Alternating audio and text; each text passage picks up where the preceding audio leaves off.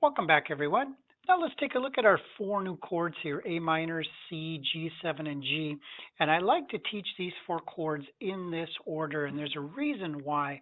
If you remember when we did the D chord, the A chord, and the E chord, if I did the A chord like I do my way and not the three fingers in a row, but this, remember how the first finger is the same as the D? The first finger slide up, and there's your E, back to your A. If you remember that, it had a common finger. Now let's take a look at the A minor to C. Oh, one more thing too. If you remember, we did the E to A to show the common fingers. So you notice how they can have the same shape, right? Okay, so now let's take a look at the A chord. The A chord has a finger 1 on the second string, first fret, a finger 2 on the fourth string, second fret. And if you have A minor, you just tuck that third finger right up underneath. Now let's take a look at the C chord, how that relates. We have the one finger, first finger on the second string, first fret, just like the A minor. You have your 2, just like the A minor as well. But now you're going to take this 3 and move it to the fifth string, third fret. So you're going to go from A minor, leave 1 and 2 where it's at, reach over, put it on this third fret of the fifth string. And now you're going to play. So you have A minor, C. And they both happen to play all 5 strings, not the low E string.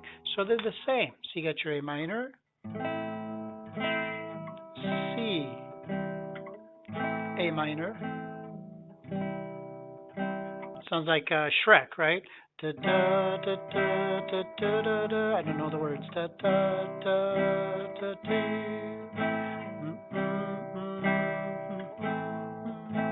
The song Hallelujah, right? Okay, so you could have a little fun with that. A to C. Here's C to A minor.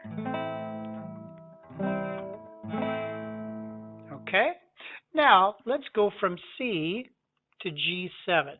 Now this is the one I call the skinny to fat one, and I think I've talked about this in a previous video. So let's take a look at C to G7. Notice here the fingerings are kind of in a straight row. The cool thing about it is as well is your first finger's on the first fret, second finger's on the second fret, third finger's on the third fret. Okay. In addition to that, take a look. Finger 1 moves down to the floor, one string. So now it's on the first fret, first string. Fingers 2 and 3 move up to the ceiling, one string each on the same fret. And now you have a G7. And now you're going to move your first finger up 1, the other 2 down 1, and there's your C. Now you're going to move the 2 up, the 1 down, and now put them back again. Put them back, put them back. So the C chord is the notes. Get my hand in the screen here. The fingers are a little closer together, so I call that the skinny one. When I put the first finger down and the other 2 up, it separates right between here, between my first and second finger, so it makes it look more, well, wide. That's why I call it the fat chord.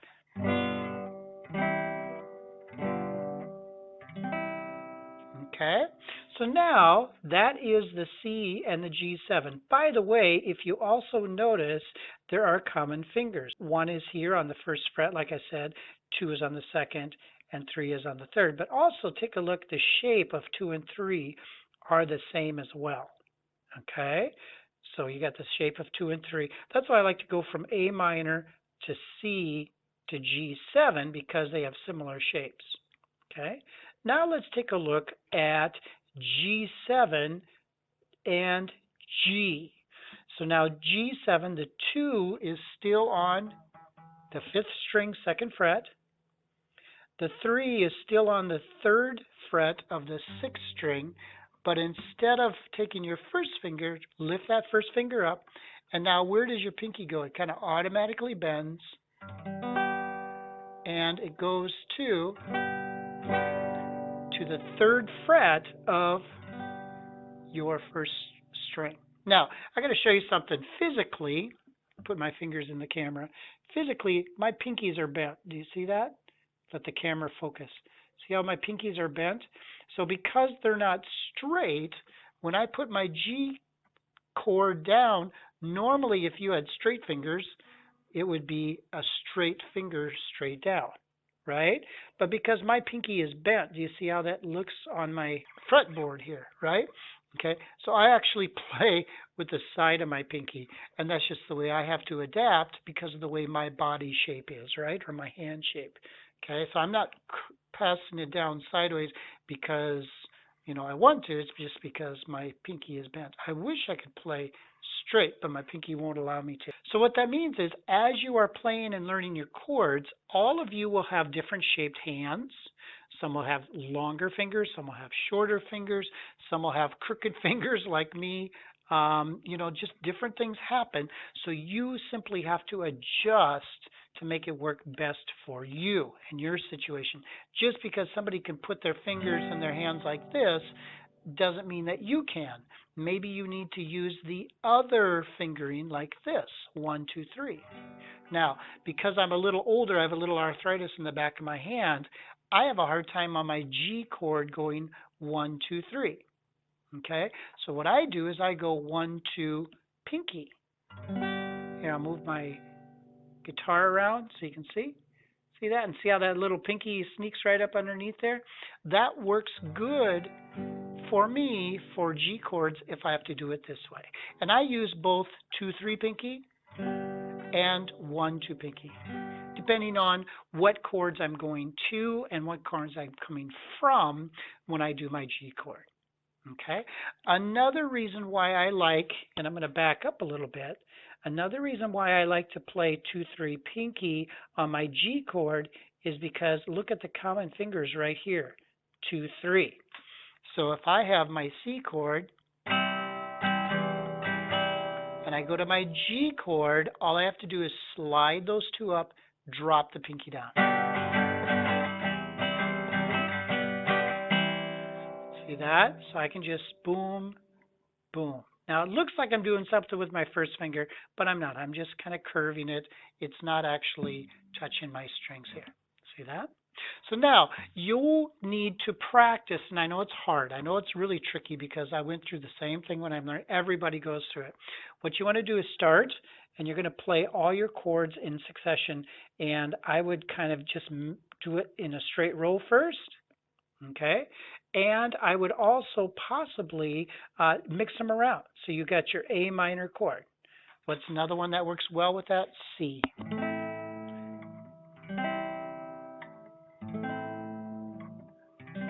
Now you might want to go to the G7, back to C.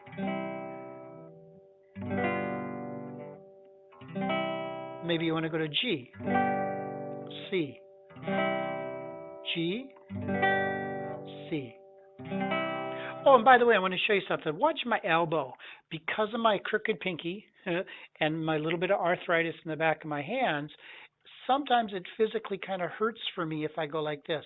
So I actually move my elbow out a little bit for my G and back to my C. And if you watch guitar players, they don't have like a rigid soldier arm where all they do is moving the fingers.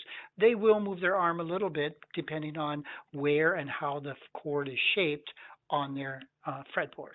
Okay, so let's try A minor, C. Let's go to G, back to C. Let's go to G7, back to C, A minor, and C, and so on. And you can start to mix these up, mix and match on those 4 chords because they're so similar. It makes them a lot easier. And if you have to go slow at first, that's fine. Eventually, you'll be able to move them really quickly because your hands will know where they're going. Okay, enough of me blabbing. Now it's time for you to start practicing.